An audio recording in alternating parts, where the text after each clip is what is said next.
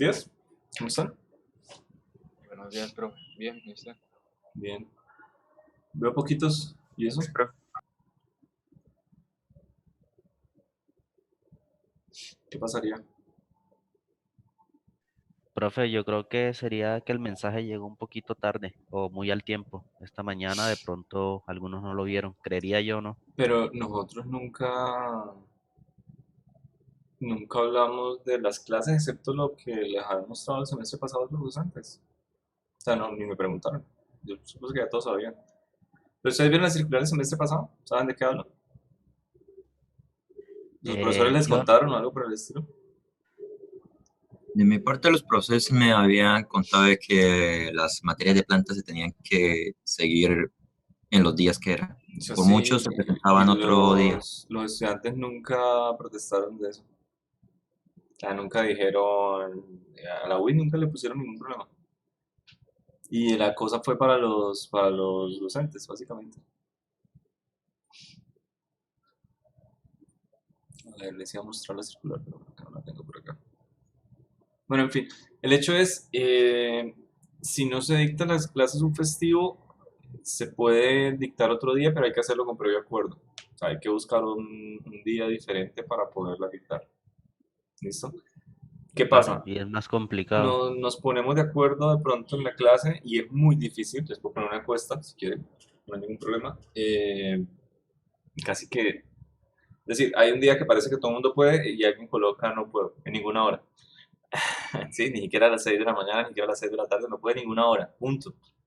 Un sábado dice no puedo ninguna hora, se acabó, ya ahí queda la reposición. Y la otra es que hay que pedir la sala, entonces puede pasar que también uno pida la sala, porque tiene que ser una sala de Zoom, y simplemente les digan no hay salas para esa hora que usted pidió, entonces es doble dificultad.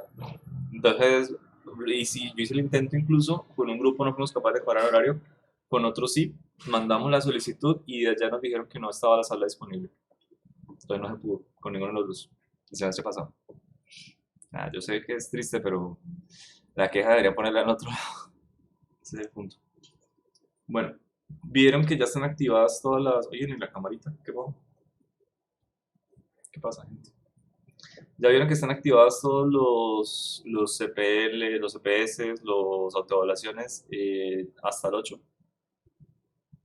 Hasta el 8. Hasta el 8 de noviembre.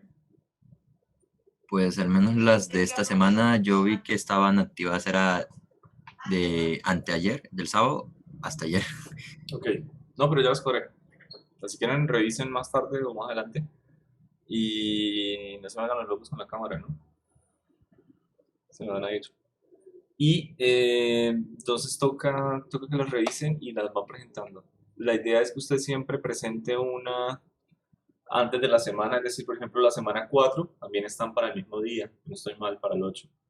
Y la idea es del próximo, de la semana 5 de evaluación, no vamos a tener clase como tal o ver tema nuevo, simplemente vamos a trabajar solo en la evaluación, toda la semana.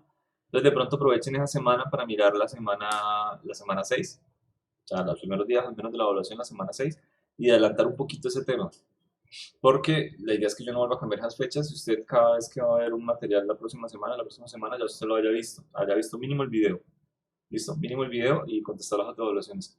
Son 5 o 6 autoevaluaciones, pero si ya contestaron alguna, saben que son muy sencillas y que la mayoría de las preguntas salen del video, porque no sé si todas salen del video. Entonces, en promedio, se demorará unos, bueno, ver el video una vez o dos veces, ¿vale?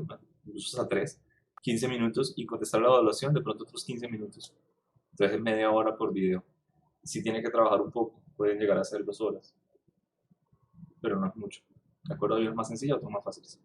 Entonces, ahí tienen para que hagan sus cuentas. Ok, Profe, por cierto, qué pena. Sobre señor. la semana anterior, los de la semana 2, ¿esos usted ya los había habilitado? Habilité todas las semanas, o sea, las 3 primeras semanas, para este 9 de noviembre. Por lo que al principio no estaban los Ah, dos grupos, no estaba el A y el B. Y la semana 4 creo que ya está para el 8 de noviembre. Algo así, ya están para el domingo. Creo que ya están todos para el 8. Listo. listo, profe, Entonces la gracias. idea es que ya no volvamos a cambiar esas fechas. Simplemente usted las va trabajando una semana antes de. Bueno, mostrarles pantalla.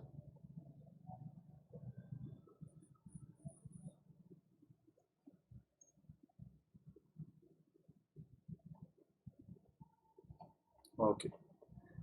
¿Revisaron esto? Un poco las dudas que tenía el grupo anterior. Sí, señor.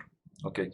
Ellos hablaban aquí un poquito de estas direcciones de las aceleraciones, ¿no? Porque aquí, por ejemplo, desde esta línea punteada hasta yo decía tenemos una aceleración cero, lo que pasa es que solamente tenemos una aceleración, la aceleración que está cambiando la curvatura de la velocidad.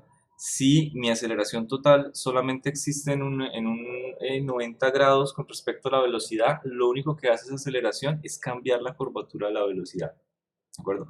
Si tenemos una aceleración que vaya con un ángulo con respecto a la velocidad, pero no sea 90, podemos llegar y descomponer inteligentemente en dos. Una tangencial, que así se llama, es completamente opcional, es decir, usted no puede no hacerlo si quiere, pero tiene muchas ventajas. Porque esa aceleración tangencial que va con la velocidad hace que esa velocidad crezca o disminuya, porque esa aceleración podría ir también en sentido contrario, ¿de acuerdo? Pero hace que su magnitud cambie. Entonces se trata, esa componente, solamente de cambiar la magnitud de esa velocidad. Y una aceleración centrípeta que hace lo mismo que esta, o una aceleración perpendicular 90 grados que me va cambiando la dirección de la velocidad. Entonces, siempre puedo llegar a descomponerla en dos cosas. Una que se encarga de modificar esta velocidad, su magnitud como tal, y otra que se encarga de modificar la dirección. Entre más grande sea este vector, más rápido va a cambiar la velocidad. Más pequeño, entonces la velocidad es más lento el cambio, por así decirlo. Si esta desaparece, pues entonces solamente tenemos cambio de la dirección. Si esta desaparece, entonces solamente tenemos cambio de la magnitud. Por ejemplo, si desaparecemos la perpendicular y solamente dejamos esta, vamos a tener un movimiento de línea recta. ¿De acuerdo? Solamente tenemos una velocidad y una deceleración en la misma dirección, por lo tanto, avanza en línea recta. No es que haya dos aceleraciones, es que hay dos componentes de una misma aceleración. La aceleración sigue siendo la misma, ¿ok? Pero como cuando teníamos una aceleración en el eje XY, pues sumábamos aceleración en X más aceleración en Y vectorial es igual a la aceleración total. ¿Listo? Es lo mismo, es sumar dos componentes de la aceleración. Eso era básicamente lo que les había explicado. Y pues de dónde venía, venía aquí de hacer una resta, ¿no? De tener dos velocidades, aquí dibujé estos vectores acá y los resté. Obteníamos la resta de los vectores, esta dirección. Si la dividíamos sobre el tiempo, pues obteníamos la aceleración media. Y si calculábamos el límite de la aceleración instantánea, o sea, me preguntaban era, ¿por qué esta dirección de la aceleración, de dónde salía? Sale de la resta, ¿de acuerdo? Esta dirección de la aceleración también sale de una resta. Entonces es simplemente restar vectores y para hallar la aceleración media y luego con el límite para hallar la aceleración instantánea. Lo mismo que ya hemos visto, pero pues en parte gráfica. Bueno, no sé si vieron también esta... ¿Señor? ¿Recuerda cuál es el nombre, o sea, los dos nombres específicos de las aceleraciones? Eso lo vamos a ver más adelante, por supuesto. Pero esta aceleración es la centrípeta. Profe, Señor. o sea que ambas aceleraciones, la centrípeta y la tangencial, se pueden ver como las componentes de la aceleración como tal. Sí, pero si estamos viendo, por ejemplo, un eje cartesiano, podemos hablar, no, es que la aceleración mía tiene una componente en X, en Y y en Z. ¿Sí? Entonces tiene tres componentes y esa es la aceleración. Esta aceleración centrípeta y tangencial es más en el sentido de yo tengo una dirección del movimiento tangente a la trayectoria y ustedes saben que la velocidad es la que cumple eso, ¿no? La velocidad es la que va tangente a la trayectoria, por lo tanto decimos la aceleración que vaya en esa dirección la llamamos tangencial. Y si hay componente perpendicular a esa dirección, la llamamos centrípeta. Y sucede que esa centrípeta siempre me apunta hacia el centro de la curvatura. O sea, aquí podemos llegar a, este es un movimiento no circular, pero el centro de la curvatura en este instante podría estar como por acá. Entonces, esta aceleración me apunta. Aquí en este pedazo de curvatura, mi centro de curvatura está por aquí. Aquí en este pedazo de la curvatura está por acá. Cuando la línea es más planita, más tipo línea recta, por ejemplo, aquí el centro de la curvatura podría estar lejísimos. ¿Okay? El centro de la curvatura, una línea completamente recta, se define en el infinito. O sea, es una línea recta. Por lo tanto, si yo cojo un círculo infinito y me paro en un pedacito del círculo, podría llegar a ver, es una línea recta. Entonces te dice que el centro de la curvatura, bueno, no es una línea curva, es una línea recta, entonces Por eso se define de esa manera. ¿Sí? Si nosotros paramos en el eje del universo y resulta que hay una barrera, vamos a ver es una línea recta, porque el universo es infinitamente grande, hasta donde conocemos, hasta donde se define, entonces vamos a ver es una línea completamente recta. Por eso es que la gente cuando está en la Tierra, pues le es muy fácil llegar y decir la Tierra es plana. Si solamente conoce de eso, porque pues, se para en la Tierra y ve el mar y ve una línea recta. Si la analiza un poquito más con calma, de pronto puede llegar a ver la curvatura, pero no es tan evidente como uno cree. En el siglo XXI todavía hay gente que lo cree. ¿Listo? Ok. ¿Qué opinan de la primera pregunta? ¿En qué caso la aceleración media y la instantánea son iguales? Cuando es una línea recta. Ajá, cuando tenemos un movimiento rectilíneo con aceleración constante. Ya esta pregunta la vamos a analizar un poco cuando vimos, pero digamos, cambiemos esto, palabra de aceleración por velocidad. ¿Sí? ¿Por qué ocurre esto? Porque cuando tenemos un movimiento rectilíneo con aceleración constante, nosotros podemos hablar de que vamos a tener la misma aceleración. O sea, podemos llegar y pararnos en el instante 1 y tenemos una aceleración de 3 metros sobre segundo al cuadrado. En el instante 3, 3 metros sobre segundo al cuadrado. Si hacemos ese delta de velocidad, si la conocemos, o sobre el tiempo, nos va a dar la misma aceleración media o la misma aceleración instantánea. Siempre nos va a dar 3 metros sobre segundo al cuadrado. ¿Listo? Bueno, ¿qué opinan de la segunda? Si corremos hacia el norte con una velocidad constante y frenamos, ¿en qué dirección va el vector de aceleración? Hacia el sur. Ajá. Un momento, hacia el sur. El vector de aceleración es el vector offset que le dice, ojo, hacia aquí debe cambiar la velocidad. Entonces, si estamos nosotros, por ejemplo, en un parque de diversiones o algo por el estilo y logramos con un aparato llegar y saltar, ¿sí? Muy alto, lo que sea, en ese trayecto, desde que nosotros abandonamos el piso o tenemos una velocidad, mi velocidad siempre me va a estar apuntando hacia arriba, ¿sí? Iniciando. Y mi aceleración está apuntando más hacia abajo. De hecho, si nosotros nos ponemos un vector de aceleración sobre nosotros, en cualquier instante del tiempo que estemos en la Tierra, siempre vamos a tener una componente de la aceleración que va hacia abajo. Si vamos en un carro y aceleramos, pues una componente de nuestra aceleración va hacia el frente, por ejemplo. Si frenamos, nuestra componente de la aceleración de pronto tenga un poquito de componente en X y Y, hacia un lado, pero el de abajo siempre va a estar, porque esa es la aceleración que nos produce la Tierra. ¿Listo? Esa aceleración es, digamos, la gravedad, pero después de esa aceleración centrípeta. Esa es la aceleración de la gravedad, sí. Centrípeta, si estamos haciendo un movimiento curvilíneo, nos vamos a tener esa componente también. El hecho es que cuando nosotros saltamos en el parque de diversiones y tenemos una velocidad hacia arriba, la aceleración siempre está en contra. Y si tenemos una velocidad gigante que nos permite escapar del campo gravitacional de la Tierra, lo cual no se ha logrado ahora, no se ha logrado ponerle una velocidad a un cuerpo y que abandone la Tierra, ahorita les explico. Siempre la aceleración va a hacer que esa velocidad comience a disminuir hasta que se vuelva a cero y finalmente comience a apuntar hacia abajo, es decir, el objeto cae. ¿Listo? Acá me refiero con que abandone la Tierra un cañón. Nunca se ha logrado construir un cañón que sea capaz de botar masa a una órbita exterior al planeta. O sea, no podemos llegar y poner un satélite en órbita simplemente con un cañón. Tenemos que hacerlo con un cohete. No hay de otro. ¿Listo? Porque sería magnífico. Poder llegar y subir masa con una pequeña explosión, con una gran explosión puede ser, pero es más barato que la construcción de un cohete. Mucho más barato. Y hay satélites en órbita que son de unos cuantos gramos. No tienen más de un cierto diámetro, o sea, son pequeños relativamente. Estos que están lanzando SpaceX son muy pequeñitos. Y a pesar de eso no logramos subir esa masa simplemente con un cañón. Necesitamos una propulsión, un cohete. Entonces es complicado. Okay. ¿Qué opinan de esto? El concepto de la aceleración instantánea se relaciona con el de velocidad media. ¿Por medio de qué?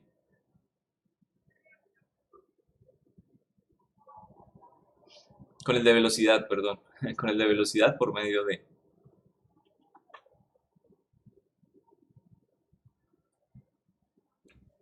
Porque la aceleración es la derivada de la velocidad respecto al tiempo, profe. Sería la B. Exacto. Entonces tenemos acá el concepto de aceleración como el cambio de la velocidad con respecto al tiempo, la derivada de la velocidad con respecto al tiempo. ¿Listo? Ok. ¿Qué opinan de la cuarta? Si se cambia la dirección del vector velocidad, pero su magnitud se mantiene constante, no se produce cambio en la aceleración.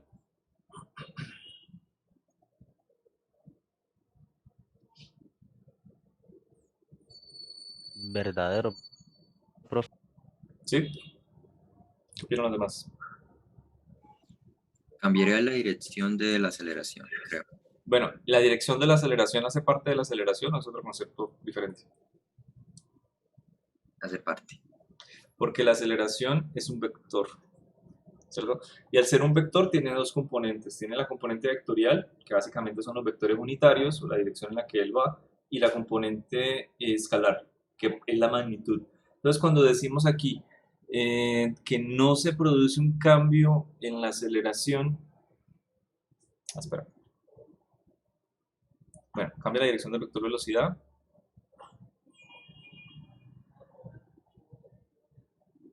Bien, cambia la dirección de la velocidad. La magnitud del vector de aceleración se mantiene constante. Entonces, no entendí. Profe, podríamos Lo ver leí mal, lo leí mal. un Perdón. cambio de concavidad Cambia la o algo dirección así. de la velocidad, pero la magnitud de la velocidad se mantiene constante. ¿Listo? Quiere decir que estamos cambiando solamente el vector de la velocidad. Y me está diciendo que no se produce un cambio en la aceleración. No, no es cierto. Si cambiamos el vector de velocidad, es porque el vector de aceleración tuvo que haber cambiado. Entonces, no cumple. Señor, otra vez. Qué pena. ¿Me repite algo la concavidad? No, pensé que se podría mirar como un cambio de concavidad o algo así, que cambiaba el ¿qué? La dirección y no cambiaba la magnitud. De hecho, ahí, no, la cosa más la cosa más causal, por así decirlo. O sea, vamos a ver más adelante, hay dos objetos en el universo, ¿sí? Hay dos objetos en el universo, por lo tanto están interactuando. Cuando interactúan lo hacen por medio de fuerzas, las fuerzas producen aceleración y la aceleración, cambios en la velocidad y en la posición. ¿Listo? ¿En qué dirección, en qué tiempo o quién produjo primero qué cosa? La aparición de los objetos. No puede llegar a decir uno que un objeto se está moviendo con una velocidad variable, por lo tanto produjo que un objeto apareciera. ¿Listo? Entonces primero los objetos aparecen, interactúan, es decir, primero son las fuerzas. Antes se creía que los cambios eran casi que instantáneos. Que aparecía la masa y inmediatamente todo el universo comenzaba a sentir la masa, y hace poco se comprobó por ondas gravitacionales que la masa, la aparición o desaparición de la masa de transformación de energía se propaga por una onda que va a la velocidad de la luz. Quiere decir que si de alguna manera yo llego y teleporto un planeta en medio de la Luna, un planeta del tamaño de la Tierra, vamos a sentir la nueva acción de la fuerza gravitacional a la velocidad que va la luz a la Luna y vuelve, que es creo que 13 segundos, o una cosa pequeña, o sea, es pequeñito, son unos cuantos segundos, no recuerdo muy bien, que lo buscamos.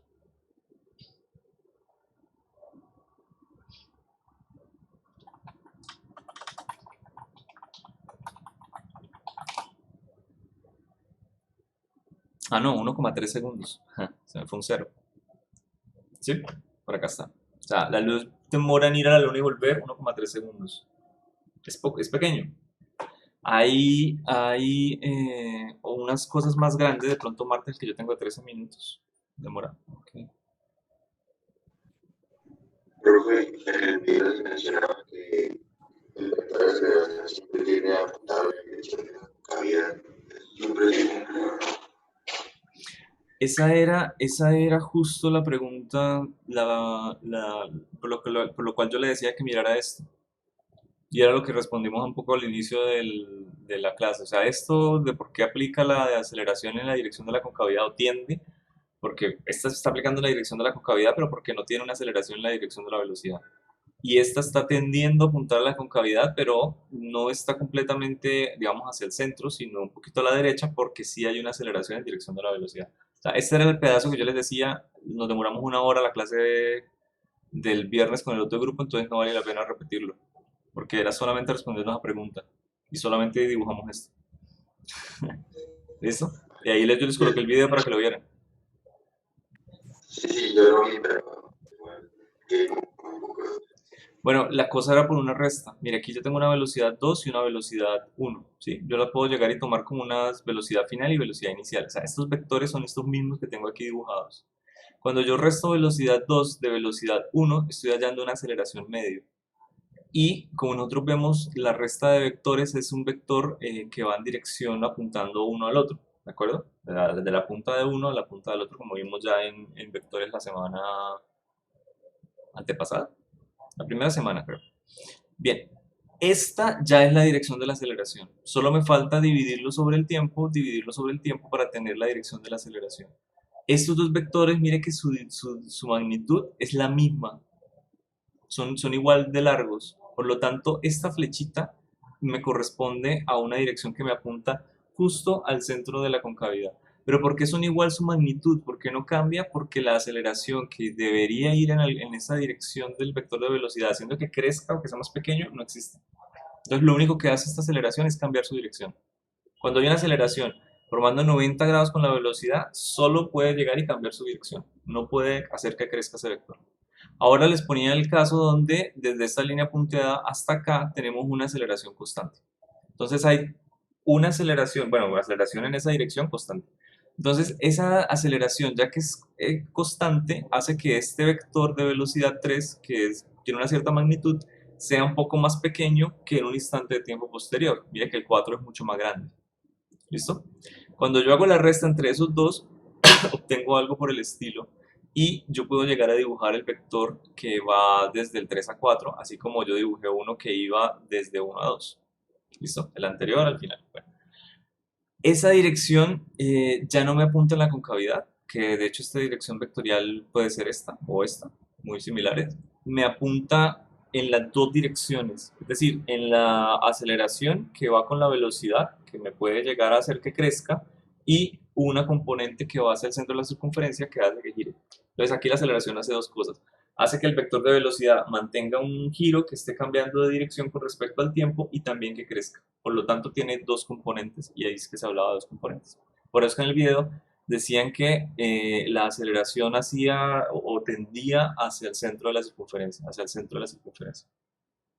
Por aquí podemos dibujarlo más o menos. Lo que pasa es que esta es una figura que va variando, ¿no? Entre más curva, más cercano. Por aquí podría estar el centro para este pedacito. Aquí que ya está más planito, puede ser que el centro esté un poco más lejos. Aquí que hay un cambio de concavidad, es decir, por aquí debe haber un cambio donde cambia la concavidad, puede estar gigante, muy lejos de la pantalla o ser infinito. ¿Listo? Por aquí ya cambió la concavidad, entonces puede estar por acá y así. Aquí ya es otra vez más planito, entonces puede estar más lejos. Entre más lejano, quiere decir que hay un círculo más grande que usted puede llegar a inscribir para representar esta curvatura. Por acá, una curvatura pronunciada quiere decir que el círculo puede llegar a ser más pequeño. Entonces el centro de ese círculo está por aquí. ¿Listo, Carlos? Si no, mire el video. Sí, profe, no me sirve.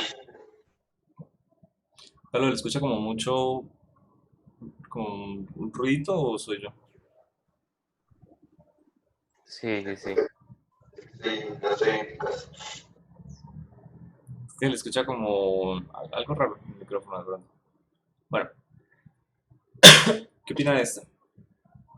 ¿Es posible analizar un movimiento, obtener un cambio de la magnitud de la velocidad igual a 0 y la aceleración media diferente de 0?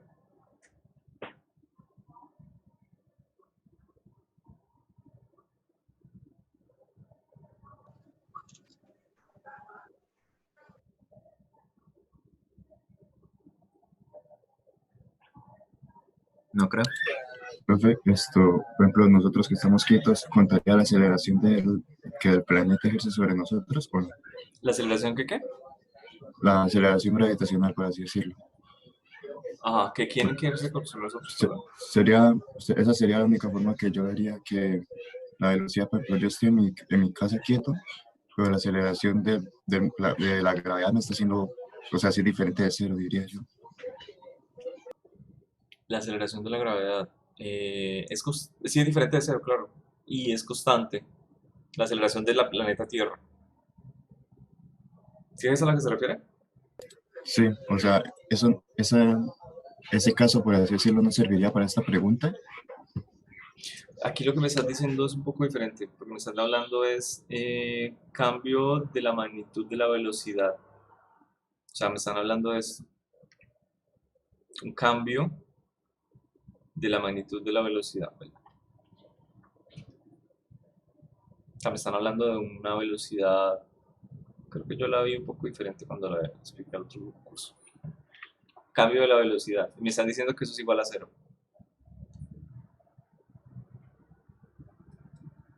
Entonces es posible obtener esto y una aceleración media diferente de cero.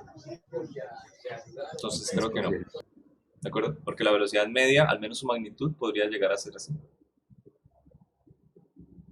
Y cualquier cosa que yo tenga cero, cero sobre cualquier cosa, es igual a cero. Entonces no podría llegar a tener acá un cambio de la velocidad, una aceleración media, al menos su magnitud, diferente de cero. Por supuesto, si yo calculo esto como vector, me va a dar exactamente lo mismo. Profe, Señor. y digamos un cuerpo que esté eternamente en velocidad constante, Ah, no, ok. ¿No qué? bueno, no puede cumplir esa, bueno, la pregunta. Sí, cuando hablamos de que la velocidad final menos inicial es igual a cero, es que son iguales. Que si tenemos un cuerpo a velocidad constante, no hay velocidad, no hay aceleración media, no hay aceleración instantánea, simplemente se mueve por el mundo a la misma aceleración siempre. Ok, gracias. Listo. Sí, aquí creo que en el otro grupo no la analizamos bien. Ahí muy diferente. Bueno, yo la vi diferente. Ok, ¿qué opinan de la segunda? Si se tiene un vector de aceleraciones de velocidad en direcciones vectoriales contrarias, ¿qué sucede con el vector de velocidad luego de un largo tiempo? Creo que eso ya lo hablamos un poco. ¿Se hace cero? Ajá. Sí. ¿Y luego de más tiempo? Empezaría a retroceder, creo. Se alinea con la aceleración. ¿Sí? La aceleración es una orden. Si usted tiene el vector de aceleración hacia el centro de la Tierra, lo lanzan hacia arriba, no importa qué tan duro lo lancen, y sobrevive, eventualmente usted va a comenzar a caer. ¿Listo? Usted tiene que alinearse con lo que le está diciendo la aceleración. Al fin y al cabo, su velocidad va a cambiar con respecto al tiempo en esa dirección, en la dirección de la aceleración. Ese es el significado de la derivada. ¿Sí? Mi vector de velocidad me indica hacia dónde cambia mi posición con respecto al tiempo. Entonces, si mi posición cambió a la derecha es porque yo tenía el vector hacia acá. Punto. No es más. Siempre que me voy a mover hacia algún lado, aparece mi vector velocidad apuntándome en esa dirección. Y si mi velocidad comienza a disminuir y pasa por cero, es porque hubo un vector adicional, un vector de aceleración, que le dijo a la velocidad hacia qué dirección debía empezar a crecer. No es más. Ok. ¿Qué opinan de la tercera? ¿Por qué creen que sería complicado graficar un movimiento con respecto al tiempo en 3 dimensiones?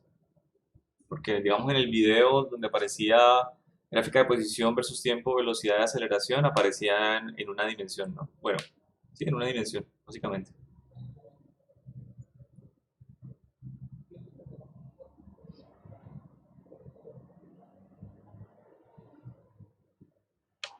¿Qué opinan? Sería para el momento práctico de poder entender más o menos el movimiento del cuerpo, ¿no, profe? Sí, pero hay una dificultad mucho más. Miren las gráficas que tenemos en ese video, eran de posición versus tiempo y aparecía X, ¿no? Velocidad versus tiempo, creo que era velocidad en X, y después aceleración versus tiempo era aceleración en X. O sea, ni siquiera eran 2 dimensiones. ¿Qué pasa si yo quiero dibujar el movimiento de una partícula que se mueve en X y Y con respecto al tiempo? ¿El tiempo dónde tendría que ir? ¿Cómo? La variable independiente. ¿Cómo, Carlos? La primera parte no la entendimos. Después entró pero está bien. Sería complicado porque las componentes serían 3 componentes, ¿no? Ahí, deja el micrófono ahí que se lo entienda mejor. Exacto, serían 3 componentes, 2 de posición, 2 espaciales y la tercera temporal. ¿Listo?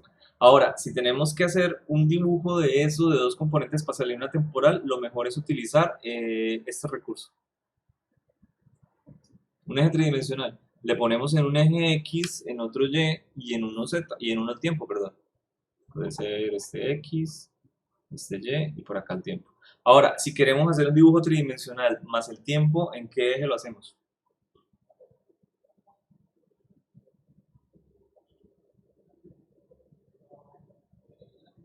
En uno cuatridimensional. A menos que usted tenga la habilidad de ver las 4 dimensiones, usted no puede llegar a representarlo. No puede, no es posible.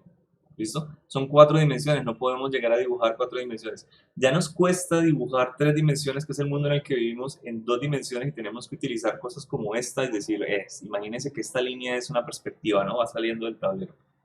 Y pues nuestro cerebro es capaz de procesarlo. Ahora procesar 4 dimensiones es un poco más complicado. De pronto la del tiempo es hasta cierta posibilidad de nuestra cabeza es algo factible, porque digamos si dibujamos por aquí algún punto,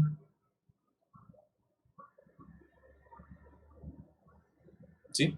Y decimos esta es mi posición inicial, o sea, para 0. Podemos llegar a hacer el análisis si seguimos haciendo lo mismo. Voy a subir las 3 unidades. Creo que fueron 2, pero bueno. Para tiempos posteriores. Mejor dicho, la manera en la que yo podría llegar a representar esto será con un video. Les muestro el video de algo volando, de algo flotando, de algo moviéndose con respecto al tiempo. Podemos llegar a tener la idea completa de cómo es el movimiento. No. Usted nunca puede llegar a ver la cuarta dimensión. Usted sabe los instantes temporales, sabe lo que puede llegar a pasar en el video, eso lo ha visto muchas veces en el futuro, pero usted nunca va a tener la imagen completa en su cabeza. No es posible, porque son 4 dimensiones. Y usted no puede llegar a ver una sola foto y saber lo que va a pasar en la parte posterior. Es decir, cuando nosotros vemos, por ejemplo, un círculo, nosotros automáticamente estamos viendo todas las dimensiones del objeto y tenemos toda la información al mismo tiempo. ¿Sí? Vemos el círculo. Punto. Nosotros no podemos llegar a ver la línea temporal y saber que toda la dimensión por completo. No está en nuestra capacidad. ¿Listo? A eso me refiero. Si nosotros queremos llegar y sacarle una dimensión a ese círculo y podemos hacerlo, lo comprendemos como, podemos llegar a ver esto. Una línea. Convertimos un círculo en una dimensión. Podemos llegar a disminuirlo, por ejemplo, el tamaño, y eso va a hacer que nuestra proyección en una dimensión también disminuya. Y nuestro cerebro es capaz de racionalizar eso. Pero una criatura o una especie que sea capaz solamente de ver en 2 dimensiones, como una cucaracha, por ejemplo, nunca va a entender que esta línea viene de un círculo. Jamás. No es capaz que lo procese. ¿Listo? La cucaracha creo que solamente ve en planos, en 2 dimensiones, no puede ver más. Su cerebro no es capaz de procesarlo, tampoco. Bueno. Ahí les dejo la duda. Profe, ¿y en 3 dimensiones tampoco pueden? La cucaracha no es capaz de procesar las 3 dimensiones. Ah, ok. Raro. Sí, pero he visto esquemas de cómo es que supuestamente ella ve, pero no es muy clara. O sea, no comprendemos cómo es ver en 2 dimensiones para un animal. Creo que ella los cambios de superficie, por ejemplo, los cambios fuertes de una esquina o una esquina en una casa, ella lo ve como una figura más en un plano. O sea, ella todo lo que ve del piso es un plano. Un plano. Entonces de pronto ve un cambio de color en el plano cuando cambia de una pared a otra, que está en una diagonal de una casa. Pero no comprende que va a cambiar del plano donde ella está caminando a otro. Para ella sigue siendo el mismo plano. Algo así. Es súper extraño. Bueno, hagamos este. ¿Qué opinan de este? La velocidad de la partícula que se mueve a lo largo del eje X varía de acuerdo a la expresión. El tiempo lo tenemos en segundos y tenemos que encontrar la aceleración promedio en los intervalos de 2 segundos a 5. ¿Cómo haríamos con la ecuación de la velocidad con respecto al tiempo para hallar la aceleración promedio?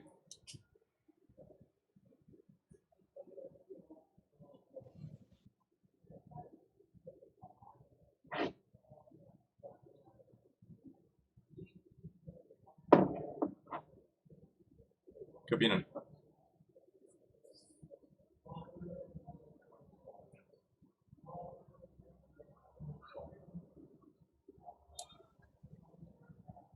Bueno, más que la ecuación de aceleración promedio, ¿no?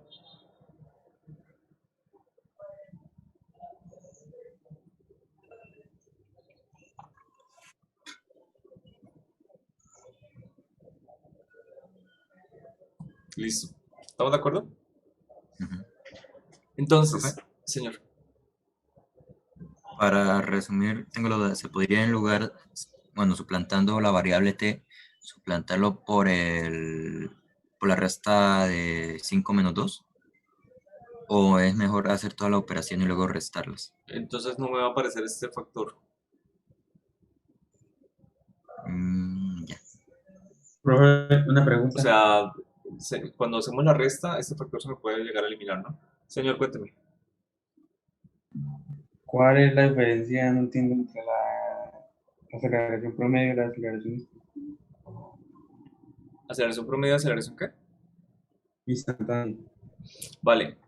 Esta aceleración que tenemos aquí siempre es entre 2 puntos, porque es el cambio de la velocidad. Por ejemplo, aquí me están diciendo tenemos un tiempo igual a 5 segundos y un tiempo igual a 2 segundos. Entonces esta aceleración promedio va a ser el promedio básicamente matemático de coger el cambio de la velocidad y el cambio con respecto al tiempo. Pero puede ser que el tiempo, la mitad justamente, ¿cuál sería el tiempo que está justo en la mitad entre 2 y 5? Creo que ahí hay 3 unidades de diferencia, ¿no? Entonces sería 3,5, si no estoy mal.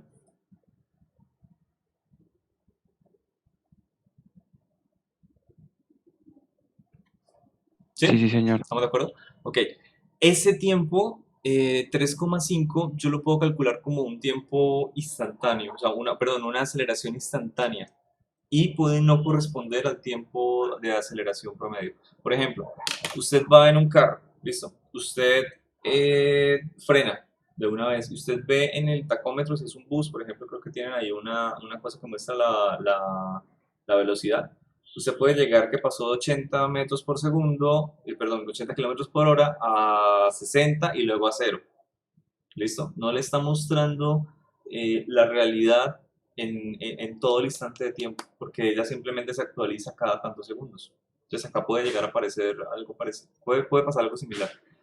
Si quiere le propongo algo, calculemos esta aceleración media y calculamos la aceleración promedio en 3, segundos, luego graficamos y miramos qué tan lejos estamos una de la otra. ¿Listo? Profe, y digamos, de una manera Uy, Carlos, ahorita arregló el micrófono y ya lo volvió a dañar. es que, o sea, en mi caso, pues, yo siempre practico los tiempos y ese era el lento, así. Pero entonces, eso, pues,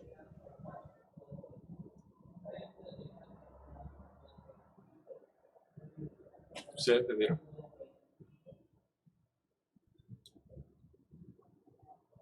Carlos, ¿la puede escribir? Si quiere escríbala, yo la leo.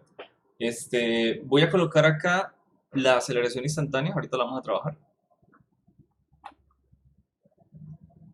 Ok, que de pronto esa es la parte que usted no entendió en el video, es cuando este delta de t tiende a 0, o sea que esto es muy pequeñito, pero es cuando yo cojo mi aceleración media y hago que se vuelva lo más cercana a un punto posible, ¿de acuerdo? Y eso me produce un instante de tiempo, por eso viene que es la derivada del tiempo con respecto a t, la derivada de la velocidad con respecto a t. O sea, una es la aceleración entre 2 puntos y la otra es la aceleración en un punto.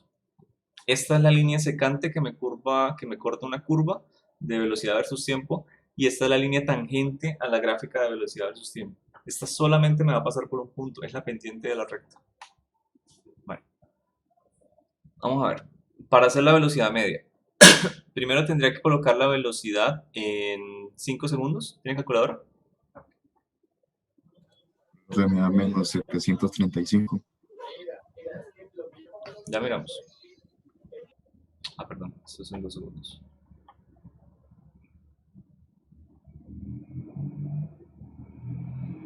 Y luego dividimos sobre el delta de tiempo, que es 3 segundos. Okay. ¿Cuál le dio menos 735? ¿La de 5 o la de 2? La de 5. La de 2 me da menos 33. Vamos a ver, porque el otro grupo por ahí fallaron. Listo, menos 735, perfecto.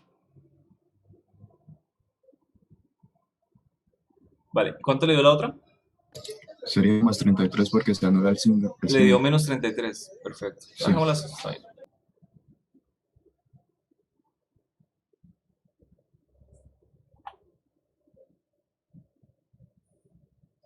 Ok, este menos es de la ecuación, ¿no? Velocidad final menos velocidad inicial, y este menos es del resultado. Entonces, lo que dice su compañero es que esto es como si yo llegara y quitara pues, este menos y lo dejara más, ¿de acuerdo? Está sumando. Listo, ¿cuánto me da esto entonces? 735 más 33 sobre 3 me da menos 234. Sí, señor. Listo.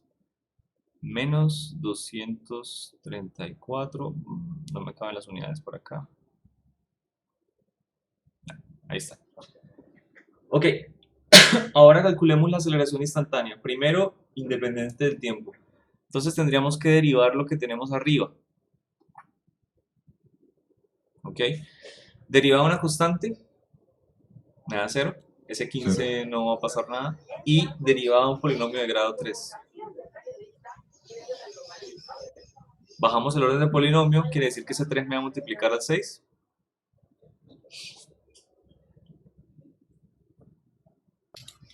$18. ¿Y qué pasa con el polinomio que teníamos de grado de orden 3? Se le resta 1. Se le resta 1, entonces va a quedar de orden 2. ¿Listo? Aquí tenemos entonces 18t a la 2. ¿Vale? De nuevo, este 3 bajó, multiplicó al 6, se convirtió en 18 y este polinomio perdió 1, me quedó al cuadrado. Vale. Ya, esa es mi aceleración. Mi aceleración en cualquier instante de tiempo desde la ecuación de velocidad. Ahora, yo podría pensar dos cosas. Primero puedo llegar a reemplazarla, simplemente. Aceleración en 3,5 segundos. No va a pasar en otra línea porque no va a parar.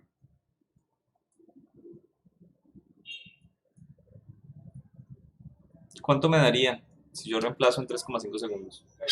Menos 220.5. 220.5. ¿Sí? Vale. Y no son iguales, ¿cierto? Esta aceleración que tengo acá es un poquito más, bueno, más grande, más negativa, por así decirlo. Está más a la izquierda en la recta numérica que esta. ¿Ok? Así que si tuviéramos una gráfica, diría que esta está un poquito más hacia la izquierda, aunque si la hacemos con respecto al tiempo, esta iría por debajo. Perdón, esta iría por debajo. Vamos a hacer la gráfica una vez. Ah, pero podemos llegar a calcular algo adicional. ¿Cuánto me da esa aceleración instantánea si la calculamos para 2 segundos y para 5 segundos antes de seguir? Señor, cuénteme. Ahí en la segunda usted está hallando es la derivada de eso.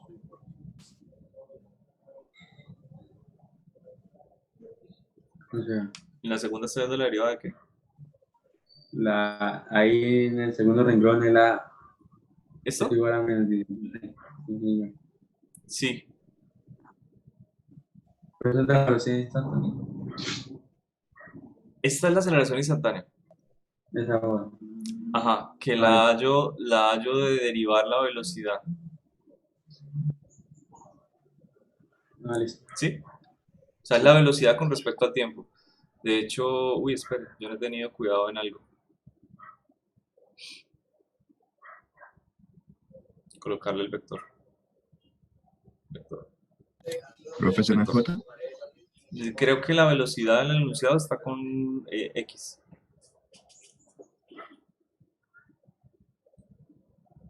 Sí, ahí está, B sub X. Profe, ¿me Ok. puede recordar por qué toma el tiempo de 3,5, por favor? Vamos.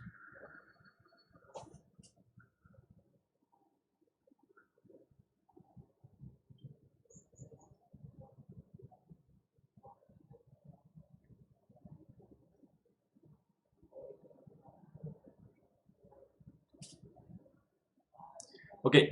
En el tiempo entre 2 y 5 hay un delta de tiempo de 3 segundos. ¿Listo? Que es el promedio. O sea, la aceleración promedio entre 2 y 5 segundos. Perdón, el delta de tiempo transcurrido es de 3 segundos. Ahora yo quiero saber cuánto sería en el punto promedio temporal, o sea, en toda la mitad, entre los 2 y los 5 De los segundos. dos. Así que le Sí. estoy Ah, sumando a ok. 2, 1,5, que es la mitad de esto, de 3,5 segundos. Ok, ¿Sí? listo, Quiero profe. coger la solución exacta si yo calculara la aceleración instantánea en ese tiempo y comparar con la promedio. Entonces veo que en la instantánea en 3,5 me da un poco más cercano a 0 que lo que me da el promedio. Ahora, ya que calculamos estos dos, quiero calcular algo que normalmente se puede llegar a hacer, se puede llegar a pensar, y es el promedio de las aceleraciones. O sea, quiero saber si este valor lo puedo tomar como la aceleración promedio, como el promedio de las aceleraciones. Es decir, coger la aceleración en 2 más la aceleración en 5 y dividir en 2. ¿Cuánto nos daría?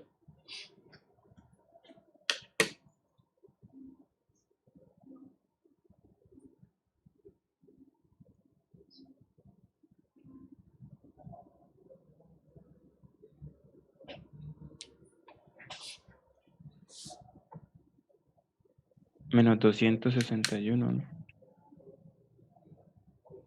Tenemos ya como 3 valores, ¿no? Ok. Esto de sacar la aceleración media o promedio de esta manera es la manera correcta, ¿de acuerdo?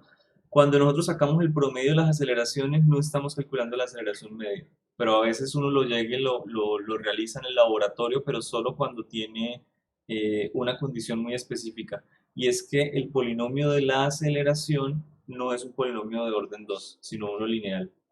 Porque entonces ahí sí, cuando usted tiene algo lineal, el promedio el promedio del valor o el promedio del valor o el valor promedio o el promedio de los dos valores es lo mismo. ¿De acuerdo? O sea, esto lo podemos llegar y comparar este resultado con este solamente si la ecuación es lineal. Y creo que nosotros lo hicimos ya cuando vimos la parte de velocidades. La tengo por acá.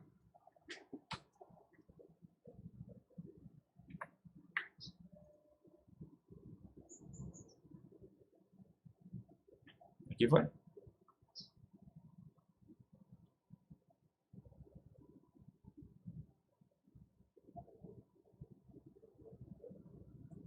No. ¿Fue la clase pasada? Ah, sí, fue la clase pasada. ¿Listo? Aquí teníamos la posición. Calculamos velocidad. Miren, velocidad simplemente teniendo posición final menos inicial sobre el delta de tiempo. ¿De acuerdo? Y obtuvimos un valor para la velocidad. 12i más 5. Esto con el concepto de cambio de posición sobre delta del tiempo. Y luego calculamos para 2 segundos, calculamos para 5, para 4 y calculamos la velocidad promedio.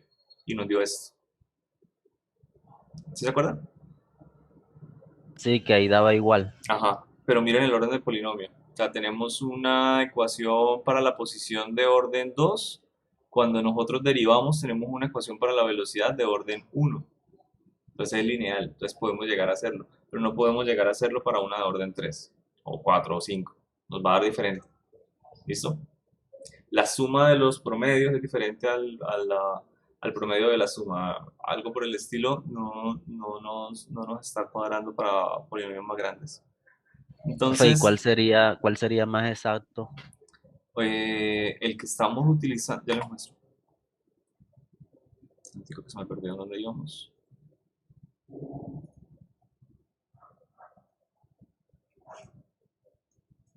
Acá, listo.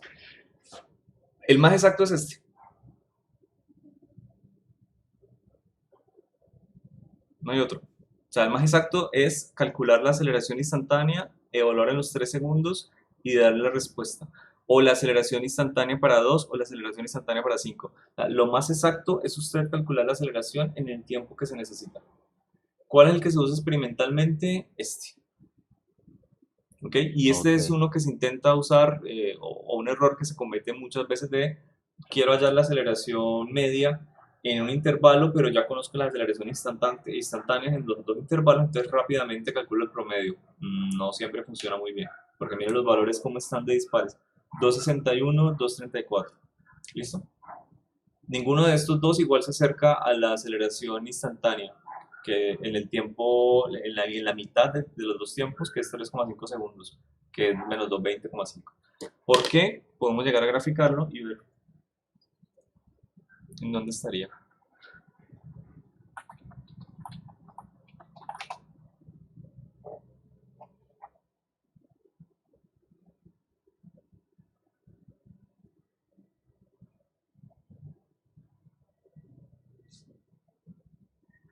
Ok. Mi ecuación de aceleración sería... ¿qué es?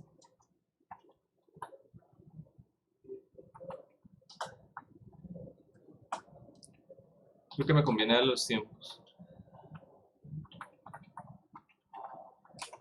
Listo. Gráfica de 2 a 5 segundos. Ah, son menos 18.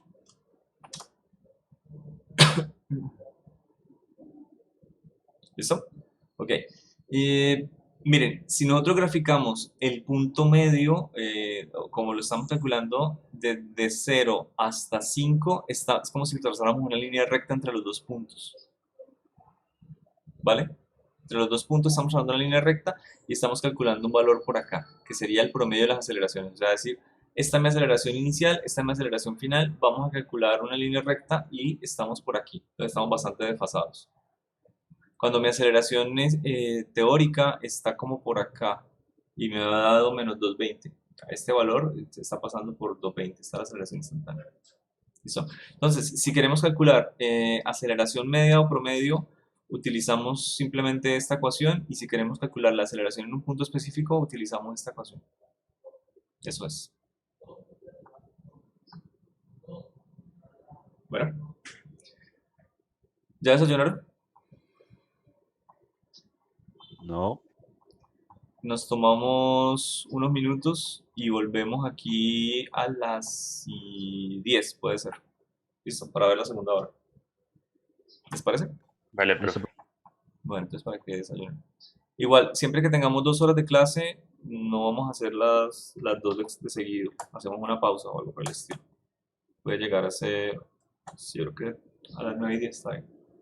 Bueno, vamos ahorita. Uy.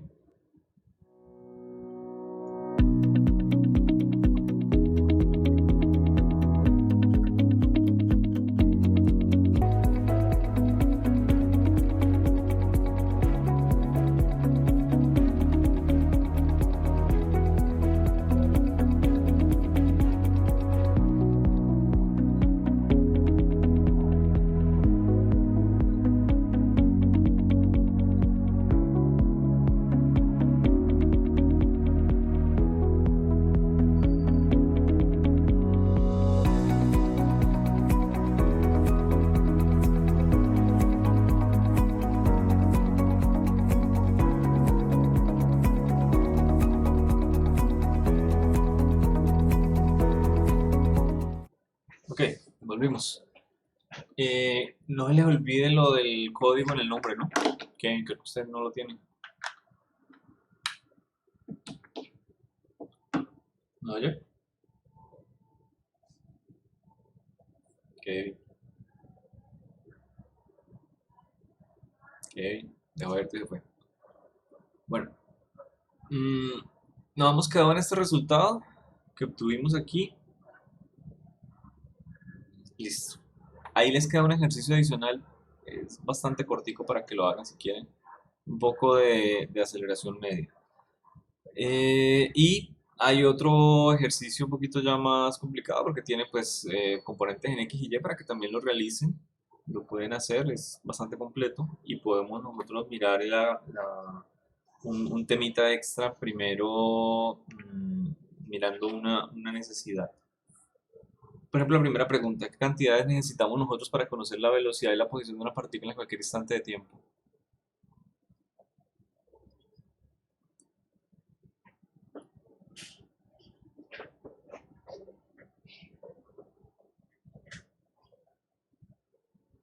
O sea, vamos a tener comportamientos, queremos conocer la cinemática de un movimiento.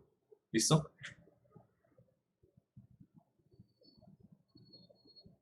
Posición versus tiempo y velocidad versus tiempo. Eso queremos conocer. ¿Qué necesitamos para conocer esas dos cosas? Del video que vieron.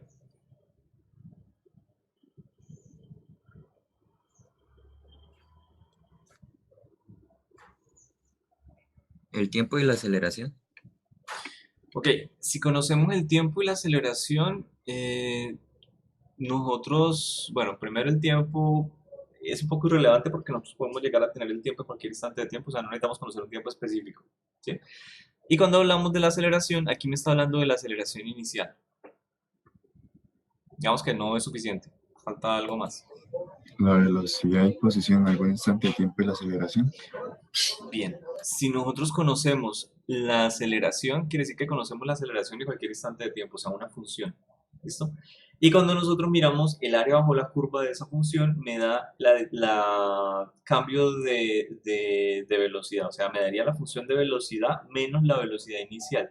Quiere decir que yo necesito la velocidad en algún instante de tiempo o velocidad inicial, o sea, un parámetro en el cual anclarme, porque la definición de área bajo la curva no me involucra qué función es la que me modela esa área bajo la curva exactamente, a menos que yo pueda llegar y cambiar, como por así decirlo, la altura o el anclaje, y ese es el parámetro de velocidad y de posición inicial.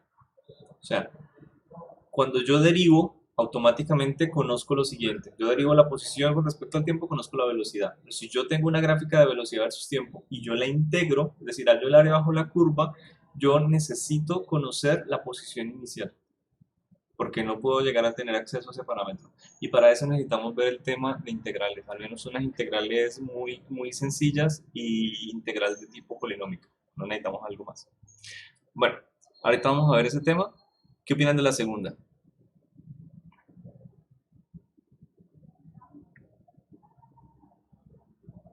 Por lo mismo que acaba de decir, profesor, de cambiar de aceleración a velocidad y de velocidad a posición. Por la C, ¿no? Vale. De hecho, estoy mirando aquí las respuestas. Velocidad y posición están dentro de derivadas. Sí, puede llegar a ser esta que tenemos acá. ¿De acuerdo? O sea, son ecuaciones diferenciales. Entonces, con esas ecuaciones diferenciales podemos llegar a trabajar. Vamos a hacer aquí un temita extra. Yo creo que este me podría servir. Un segundo.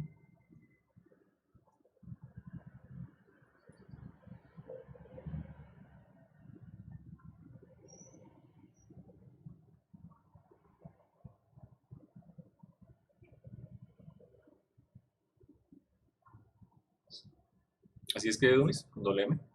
Creo que sí. Listo. Integrales lo más básico posible. Y lo más básico posible es tener una función de tipo f de x. Es decir, voy a tener por aquí el eje x y mi función va a estar en eje coordenado. Bien, esos son mis ejes. Voy a dibujar por acá una ecuación cualquiera, una función cualquiera. Uy, quedó como muy feita. Algo así. No, espera. Vamos más bonito. Puede ser algo así. Ok. El concepto de integral parte de un concepto adicional que es el concepto de derivada. Se dice que la una es la antiderivada, la antifunción de la otra. Y el objetivo de esas integrales es poder hallar simplemente el área bajo la curva de funciones. Es decir, esta función que yo tengo aquí puede ser mi función f de x. Y cuando yo quiero hallar el área bajo la curva, yo necesito saber los puntos en los cuales yo voy a sumar. La forma más sencilla de hacer sumas de este tipo de funciones es simplemente sumar rectángulos. Por ejemplo, yo podría calcular esta función o un pedacito de la función del área bajo la curva si yo establezco unos puntos, ¿de acuerdo? Este punto lo voy a llamar aquí x0 como mi punto inicial y este punto que está arriba sería la función evaluada en x0. ¿Estamos de acuerdo? Eso es todo lo que estoy haciendo. Nada más complicado. Puedo llegar a buscar otro punto por aquí, por ejemplo. Este punto voy a llamarlo x1.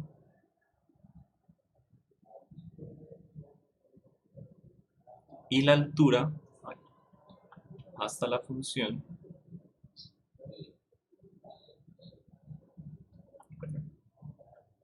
va a ser la función en x1. ¿Ok? Puedo llegar a inventarme más punticos. Por aquí podría llegar a tomar otro. F de x2.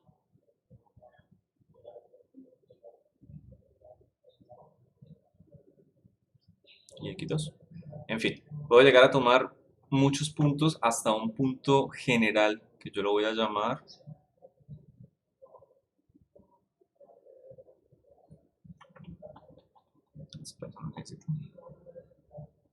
xn. ¿Sí?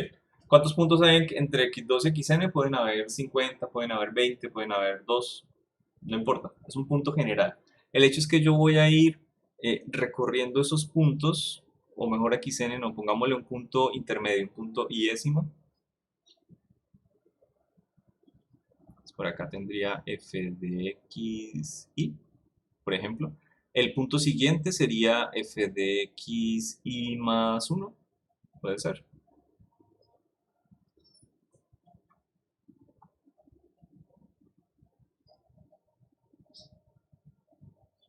Ok, y ahora sí quiero tomar el punto último, el punto final. F de n.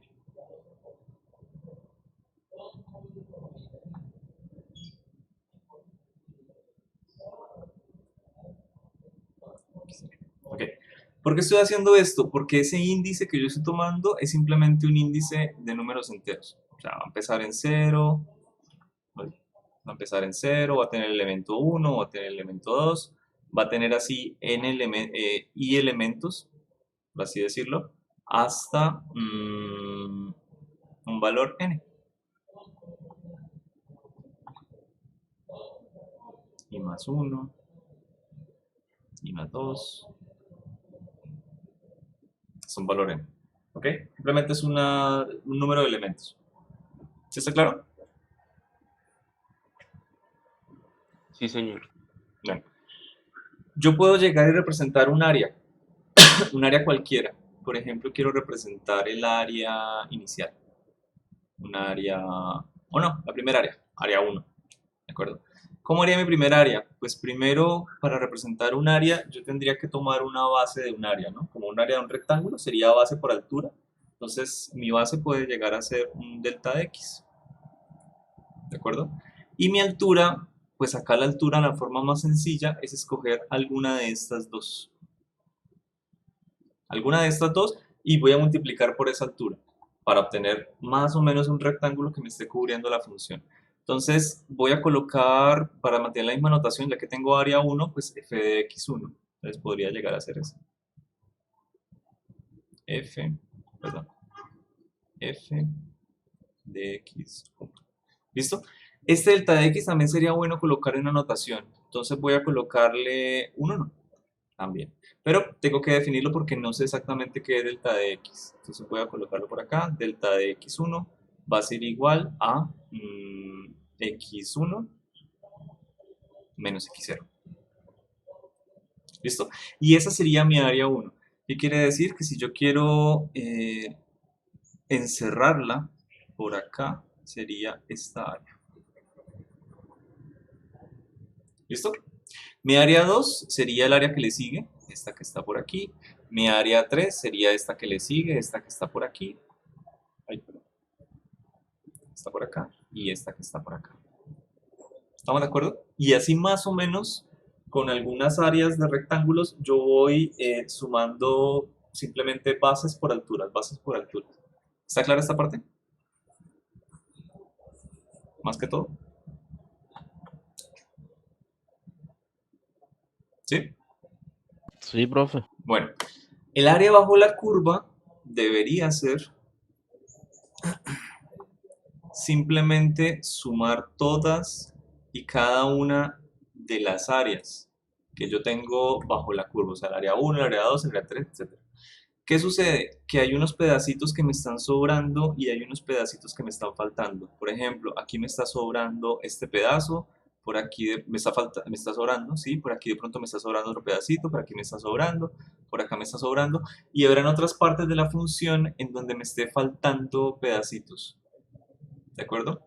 Por ejemplo, creo que esta está un poco más dibujada. Porque la que me está dando la altura es la siguiente. O sea que esta área iría por acá.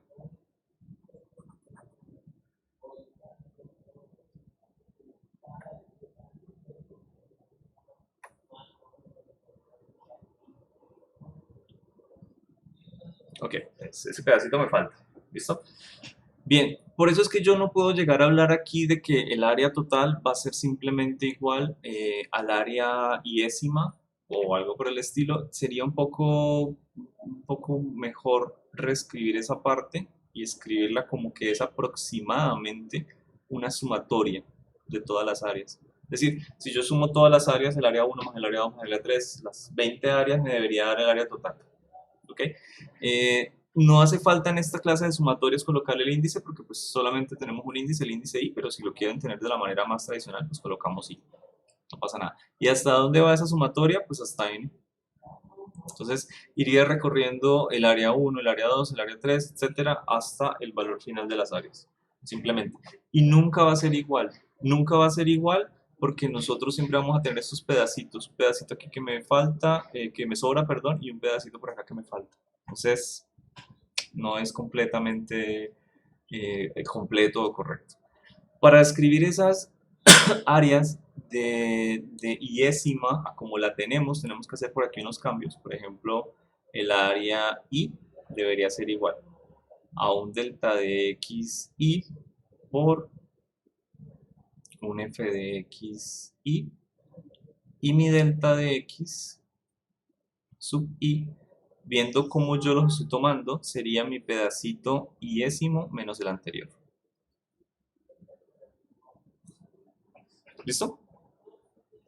Eso es, en teoría, todo lo que yo necesito. Ok. Ahora la pregunta es, ¿cómo hago yo para que esas áreas la sumatoria de todas estas áreas sea exactamente igual al área y no aproximadamente igual?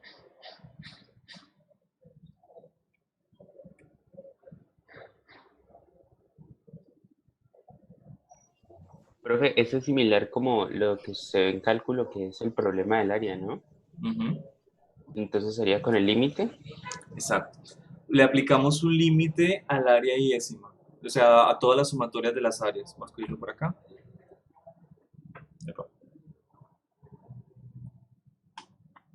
Ah, creo que aquí se me olvidó una hojita. Bueno, ya que.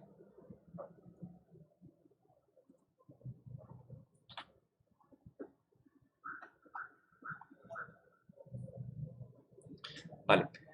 El área completa sería cuando yo aplico un límite a la definición de la sumatoria de áreas más pequeñas, ¿de acuerdo? Y es un límite inteligente, es decir, por aquí me falta algo para que se me cumpla que sea el área completa. ¿A qué me refiero? A que yo necesito aplicar el límite a la sumatoria cuando mi función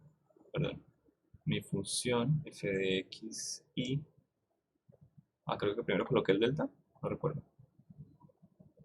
delta de x Sí, profe. y f de x y. ¿Listo? Yo podría llegar a pensar en el límite y la mejor manera de hacer que esos rectángulos sean lo más pequeño posible es que esos rectángulos sean simplemente una línea. Porque si yo estoy sumando líneas, es decir, si yo tengo aquí la altura como una línea perfectamente delgada y sumo la siguiente línea en un segmento infinitamente posterior, o sea, muy pequeño, una cosa diferencial estamos hablando ya, y vuelvo y sumo otra línea, yo lo que estoy haciendo es representar esta área con líneas muy delgadas, una después de la otra. ¿De acuerdo? Así que a mí lo que me interesa hacer muy pequeño, convertirlo no de un delta, sino de una manera diferencial, es el eje X, el eje al cual yo tengo como el eje independiente. Ese es el eje al cual yo estoy, con respecto al cual yo estoy calculando el área. Ese es el eje con respecto al cual yo estoy integrando. Y esa es la idea de calcular esta clase de cosas. Quiere decir que yo voy a convertir este delta de X de Y en 0. Voy a hacerlo lo más pequeño posible. ¿Ok?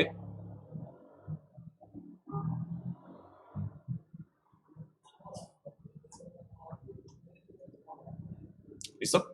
Bueno, hay otro cambio adicional que se le puede llegar a hacer a esto. Y es lo siguiente. Yo tengo aquí que todos mis deltas de y son diferentes. Es decir, los tengo diferenciados porque le pongo un y. Por lo tanto, el ancho de este delta es diferente de este, es diferente de este, es diferente de este, es diferente de este. Bien. Cuando yo hago que un delta tienda a 0, o sea, lo más pequeño posible, sería como comparar cuál de las hormigas, exceptuando la reina y los zánganos, por ejemplo, cuál de las hormigas obreras es más pequeña que la otra. O sea, si nosotros somos gigantes, no nos va a interesar cuál de las hormigas es más pequeña que la otra porque todas son infinitamente pequeñas. O sea, son lo más insignificante posible. Están en una orden de magnitud que se sale del concepto experimental y ya entra en el orden de la parte teórica. O sea, no hay nada más diminuto que eso. Así que cuando son pequeñas en el infinito, son infinitamente pequeñas, casi que no vale la pena diferenciarlas. Es que yo podría llegar a hacer ese cambio y decir que todos mis deltas son iguales.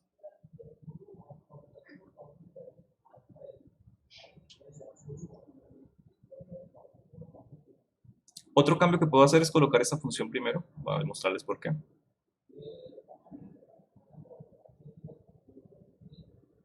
Ok, esos son los cambios que yo quiero hacer. Bien, escribir esto o reescribir eso que tengo a la izquierda con este símbolo es exactamente igual. Mejor dicho, nosotros cuando cogemos y hacemos el límite de la variable independiente o del eje al cual yo quiero calcular el área bajo una curva o integrar y tiende a 0, de la sumatoria de la función por un diferencial de ese eje es lo mismo que escribir lo de la derecha. Y lo de la derecha es simplemente una SY, es un símbolo de suma, de sumatoria. Y es lo que estamos haciendo abajo, a la parte de la izquierda. ¿De acuerdo? Son completamente análogos. Completamente análogos. Y me permite escribir un poco la parte de la izquierda, la información que contengo allá, a la derecha. Por ejemplo, yo puedo llegar y mirar aquí que en lugar de f de x sub y ya no voy a hablar de elementos, simplemente tengo una función de x. ¿Listo? Porque ya no vale la pena decir, este es el elemento número 3854, cuando yo ya tengo infinitos elementos. ¿Listo? Ya no tenemos algo diferencial porque lo estamos tendiendo a que sea 0, delta, un cambio, que ya estamos teniendo a que sea 0, ahora podemos hablar de algo diferencial, algo muy pequeño. Y los límites de esta sumatoria están dados por los límites de esta sumatoria. Entonces aquí tenemos que empieza en y, es decir, y vale la pena ahora sí colocarlos muy bien, y igual a 0 hasta un valor n, por ejemplo. ¿Ok? No vamos a colocar aquí como un i igual a 0 y un valor n porque, de nuevo, no vale la pena hablar de cuántos elementos tenemos. Simplemente colocamos es el elemento para cual i es igual a 0 y el elemento para cual i es igual a n. Me explico. Este elemento, de hecho está muy bien, este x sub 0, me sirve, ¿de acuerdo? Y es el elemento para el cual i es igual a 0, me sirve bastante bien. Y este, no vale la pena colocar un x igual a n, puedo colocar un x final, simplemente, para hablar de que es el último elemento, ¿de acuerdo? Así que cuando yo haga esta integral, voy a hallar el área bajo la curva de toda esta gráfica, la gráfica en verde, desde el elemento inicial hasta el elemento final.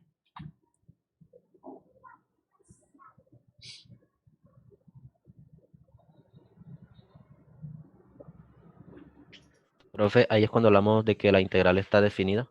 Sí, ahí estamos hablando de que la integral es definida. ¿Ok? ¿Por qué es importante hablar de estos dos elementos? Porque cuando yo no hablo de esos dos elementos, estoy hallando el área bajo la curva de la función en verde, pero ¿en dónde? Específicamente. Es decir, yo voy a obtener la curva, en la función que me define el área bajo la curva, pero yo no sé exactamente esa función en dónde va a estar ubicada. Ahorita, si quiere, miramos esa parte con mayor detalle. Ese es más de fijarlo, por así decirlo. Ok, ya tenemos la integral. Hay un teorema del cálculo que me habla a mí de que cuando yo tengo esta integral, no sé de qué manera yo la soluciono. Yo podría hablar de lo siguiente.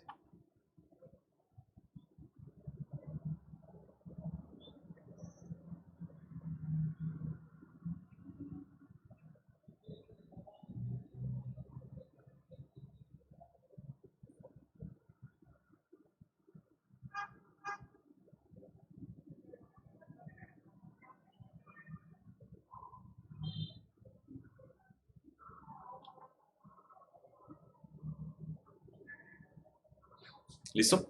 Quiere decir que una vez yo solucione esta integral, de alguna manera, voy a obtener una función que es la integral o la antiderivada de esta función, ¿de acuerdo? Y la evalúo entre los dos límites, el límite inferior y el límite superior. El límite superior me queda como el producto de la función evaluada en el límite superior menos el límite inferior. Esta función que nosotros obtenemos aquí, esta se conoce como la antiderivada.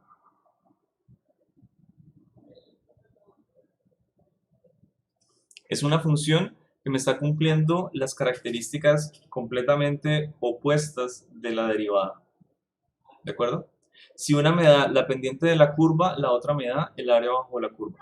Si yo obtengo una derivada de un polinomio y lo antiderivo, debería tener el polinomio inicial. Y cumple las mismas reglas, muy parecidas. Por ejemplo, nosotros aquí podemos llegar a hablar de la derivada de manera general, de una función, por ejemplo, con respecto a x, y a nosotros nos interesa, no le voy a decir mentiras, básicamente un polinomio. ¿Listo? Si recuerdan esta regla de derivación, simplemente me queda aquí n por x a la n menos 1. ¿Ok? Por lo tanto, si yo lo aplico y quiero derivar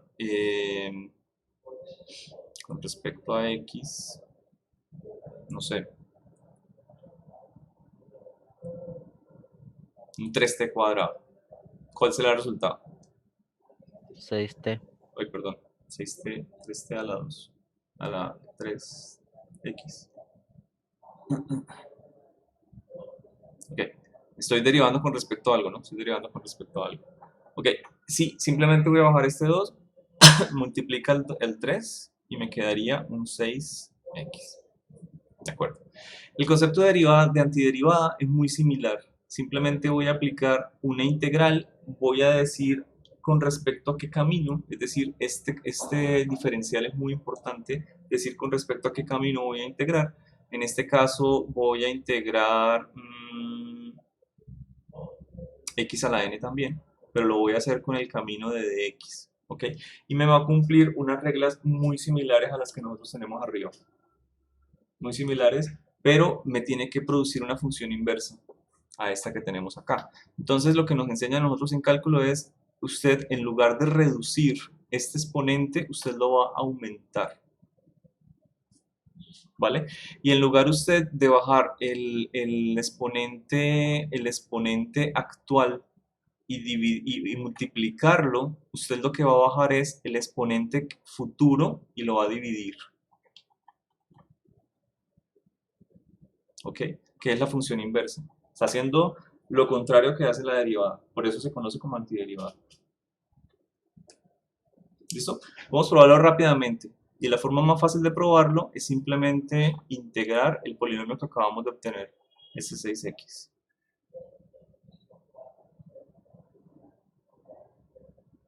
Vale. Ahí falta algo, pero ahorita lo miramos. ¿Cuánto me da entonces la integral de 6x? Sencillo. Voy a coger y voy a escribir mi 6x, ¿de acuerdo? Voy a sumarle un exponente, quiere decir que aquí me va a quedar, tengo un n en la 1, me va a quedar ahora un n en la 2, ¿ok? Y voy a dividir sobre ¿qué? Sobre 2. Sobre 2, ¿no? Ok, ¿y eso cuánto me da? 3x cuadrado. 3x cuadrado. 3x cuadrado. ¿Falta algo pequeño? Más c. Más c. Ah, la constante. Ajá, falta algo pequeño y es exactamente eso. La constante de La constante de integración. integración. ¿Por qué? Nosotros cuando estamos aquí integrando una función, como por ejemplo esta, polinomio de orden 1, vamos a obtener, aquí está el polinomio de orden 2, ¿sí? Pero podemos llegar a obtener muchos más polinomios de orden 2. ¿Ya me explico? ¿Sí? Y por acá. ¿Sí? Ok. Yo creo que vamos a hacer una gráfica.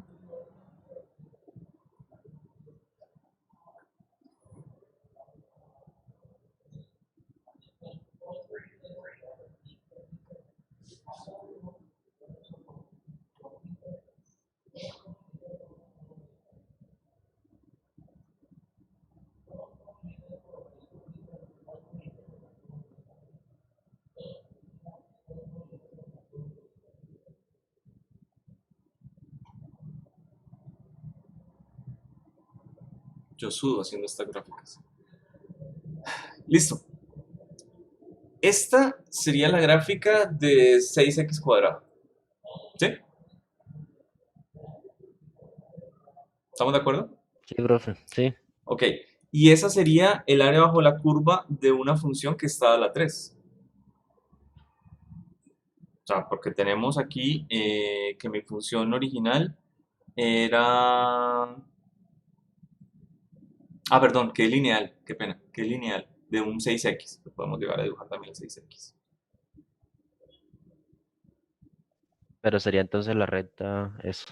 Ajá, será una recta. ¿Listo? ¿Qué quiere decir? Esta cuadrática sería el área bajo la curva de esta ecuación que nosotros tenemos aquí. Pero, dependiendo de nosotros, tengamos los límites de integración, puede ser que el resultado sea más grande o sea más pequeño. Podemos llegar a dibujar por aquí los límites de integración como desde 0 hasta 4. ¿Listo? Y me daría esta pequeña área bajo la curva. ¿Vale? Esta área que sería acá. Esta área que sería aquí. Y cuando yo vaya a reemplazar la integral, pues me daría simplemente la función que está parabólica. Pero podría ser que mi área bajo la curva no sea esa, sino que mi área bajo la curva sea hasta un punto un poco más grande, por ejemplo hasta 6.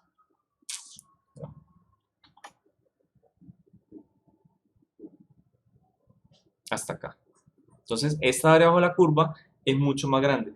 Lo que quiere decir es, la función sigue siendo la misma respuesta, pero es posible que no sea la función como está aquí en 0, sino que sea una función que esté un poco más arriba o un poco más abajo si el área bajo la curva es todavía más pequeña. ¿De acuerdo? Es decir, esta función puede llegar a ser esto, puede llegar a moverse y se va a mover 4 unidades hacia arriba si tiene un más 4, dependiendo del límite de las integrales, o unas unidades negativas, por ejemplo, si el área llega a ser negativa, entonces iría hacia abajo. La puede llegar a ser cualquier tipo de posibilidad. Esta función se puede desplazar en este eje con total libertad y depende es de la forma de la integral, de los límites de la integral. Así que por eso es que se dice que esta ecuación, que es la integrada, la antiderivada, es decir, una f de x más c. Siempre me va a quedar de ese tipo, ¿de acuerdo? Y la función sin integral es una función f de x, común y corriente. ¿Ok? Sí, prof. Bueno, ¿han visto algo de integral ya? Sí, más o menos. Más o menos. Sí, señor. Me interesa, por ejemplo, aclarar una cosa. ¿Cuánto me daría la integral de esto? Vamos a verlo acá.